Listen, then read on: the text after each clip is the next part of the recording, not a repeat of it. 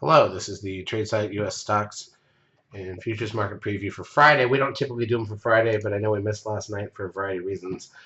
Friday, May 10th, 2019. Next week will be options expiration. Let's talk about this week. Let's talk about where the market's at. So we've slipped back a little bit this week. We've had some big gaps down. Some of them have recovered, some of them have not. Overall, it's a negative week in the markets, one of the worst in a while, obviously. But until you break the buyers completely, it's not usually a big deal. We'll see what happens if we lose that 2,800 level. So here's the ES front month futures contract. This is the daily chart of the broad market and futures form. If you lose 2,800, I think you'd put a lot of people in danger. Remember, we've been basically above that since late February. And obviously, we've been up since the first of the year. But that part is not as big of a deal because those people were already underwater from last year where we were up at this level. So this is a big problem, not getting through this level.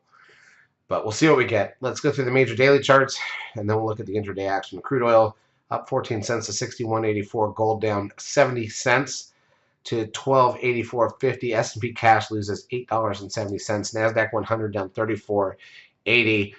SOX down 17.68. Biotech's down 7.45. The Russell 2000 down 4.91. The VIX loses 30 cents after spiking to new highs for recent times, over 23.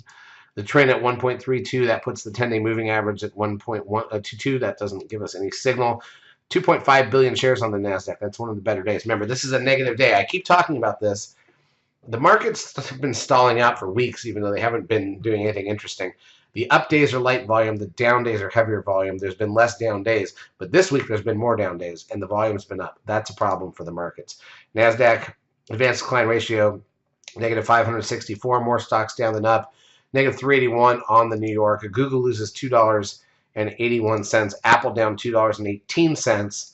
Netflix loses $1.62. All the big ones were down. Amazon down $17.90. Tesla down $2.86. Facebook down 89 cents. Goldman Sachs gains 68 cents. It's still, this one's been very narrow all year, really. TLT, the 20-year bond ETF, up 51 cents. The Dow down 138. All right, we'll see what we get. So far, showing a flat opening for tomorrow. The ES. So the last 2 days since we didn't do a market preview, on Wednesday we opened fairly flat, filled the gap, the small gap quickly, and it was a fairly flat day. It was the flattest day of the week, obviously. Thursday we gapped down. We went a little lower here. We got a 13 buy signal on the 5-minute chart. That was the low of the session on the ES. Notice that. Curled back up, broke out of the cup on some news or a Twitter tweet from the president or whatever it was. That gave us a little spike, and then basically that's it, and we closed flat from there.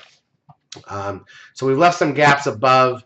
If you switch to 10-minute candles so you can see the week, what you see is that there's Friday's close at the far left, so we're obviously down for the week a little bit, but it's actually only 80 points on the ES. I mean, that's a decent amount, but it's not the end of the world.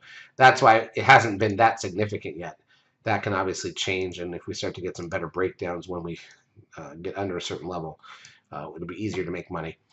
In terms of economic data coming out on Friday, we've got the CPI an hour before the bell and the federal budget balance at 2 p.m. Eastern Time. We'll have market previews and everything else over the weekend. Charts, as usual, brought to you by eSignal. If you've not yet taken a trial of our services, feel free to do so. We will help you out for a couple weeks. Have a great trading.